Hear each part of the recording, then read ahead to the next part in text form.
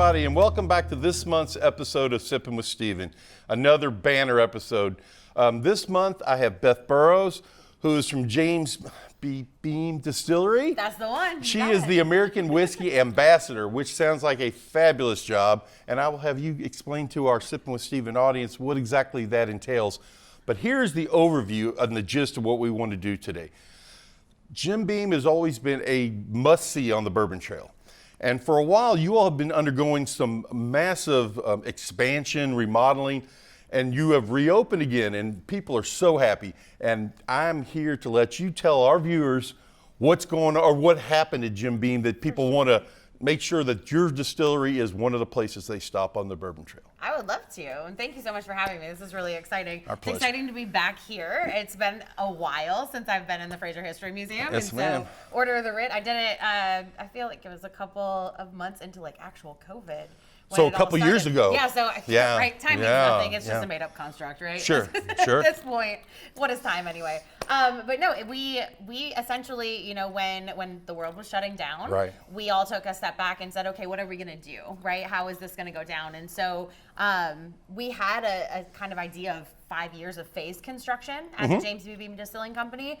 And with COVID, we were like, why not just do it, right? And so Sure. about 18 months later, we reopened, and that was November of last year. And of course, you know, going into the holidays and everything, it's been a little bit slower as Right. far as getting the tours back up to the numbers that we were pre-COVID. Because January is kind of a time when even you weren't doing construction, distilleries take a little bit of a step back and do some projects around the distillery, because it is a little slower with tours, right? For sure, and then just making sure that we're very conscious about, you know, keeping up with all the health restrictions and making sure that we keep everyone safe. Not only the folks who are coming in, but the folks who are making our whiskey, as well as the folks who are, you know, showing you around the distillery. So, Well, before you go into all this, I want to tell you that this is the popularity of Jim Beam.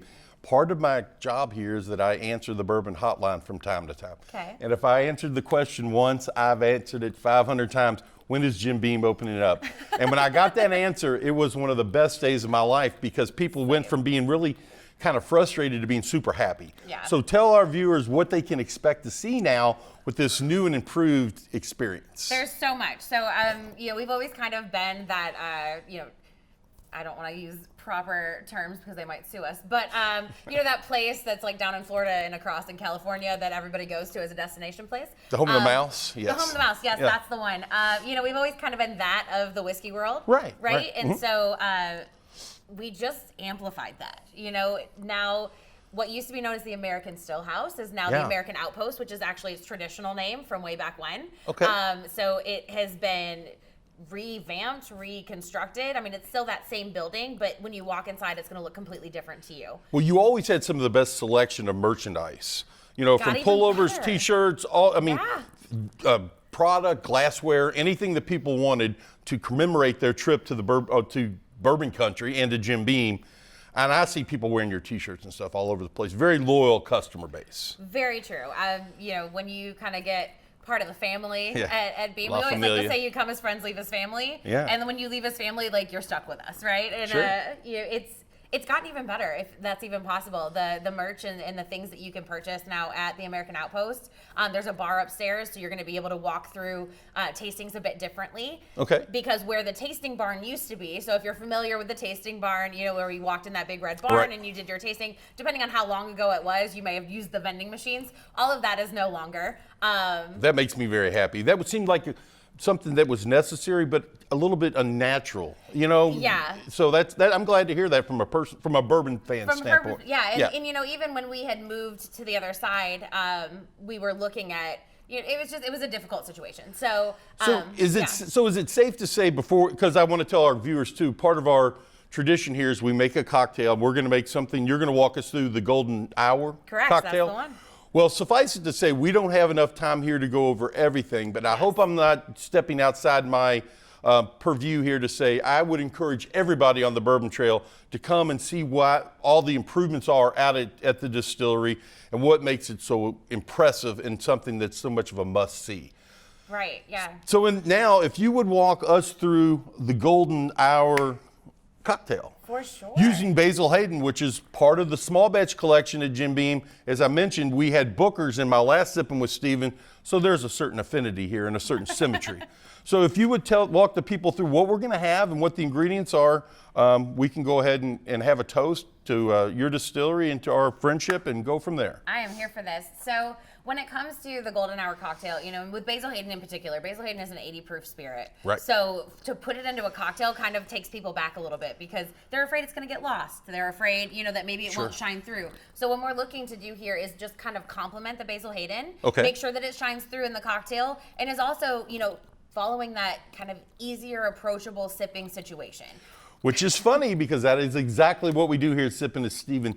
Two mixing ingredients, a quality bourbon, very easy for people so they don't get intimidated by making complicated cocktails. So without further ado, Beth, walk us through this. For sure. So I'm going to set this up here so you can see it a little bit better. You do what you got to do. So typically when you're making cocktails at home specifically or really anywhere, you want to make sure that you start with the least expensive ingredients first. Okay. That way if you make a mistake within the profile of, you know, making that cocktail up, that you're not necessarily getting rid of, say, our high quality whiskey here, right? I understand. So when we go to cost effectiveness, what we're going to do, this is Lillet. This is the Lillet Blanc. So this is just an aperitif wine. Okay. Nice sipper. Make sure that it's chilled. We're going to do 3/4 of a part. Gotcha. And I'm making it for both of us, so you'll see me double up on what I'm making. That's why we're friends. You're making it for both of us. Of course. And then we have Aperol, which you may know is an Apertivo, but it is. I did not know, so I'm learning. Oh, Thank okay, you. perfect. Yeah, so this is an Apertivo.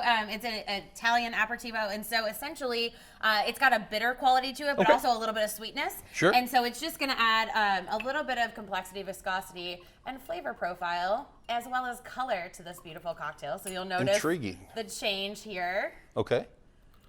All right, and that doesn't have to be chilled. You can if you want to. And now the most important ingredient. The most important, we're gonna go to our Basil Hayden. And if you haven't seen the new bottle, isn't Beautiful she bottle. beautiful? Yes, indeed. I am usually very hesitant about package changes. This one, I am so excited. You're on board, huh? And so we're gonna do 1 part.